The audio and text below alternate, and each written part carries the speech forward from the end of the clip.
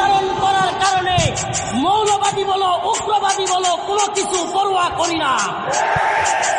এই লা ইলাহা ইল্লাল্লাহর কালেমাকে বিজয়ী করবার জন্য আমরা পৃথিবীতে এসেছি।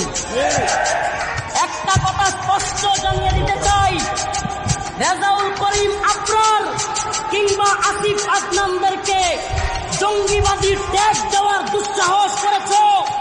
5ই আগস্টের পরে এই দুঃসাহসের কারণে তোমাদের পরিণতি রেজাউল করিম আবরার কিংবা আসিফ আদনানদের গায়ে হাত দিয়ে দেখো, তোমাদের পরিণতি হাসিনার চাইতেও ভয়াবহ হবে। একটা কথা, আখেরি কথা বলে যাই, এরা আমাদেরকে বলে আমরা নাকি 5ই আগস্টের আগে কথা বলতে পারি নাই, এখন নাকি অমুকের তমুকের আন্দোলনের কারণে আমরা কথা বলতে পারি। আল্লাহ মাফ করো, অহংকার না।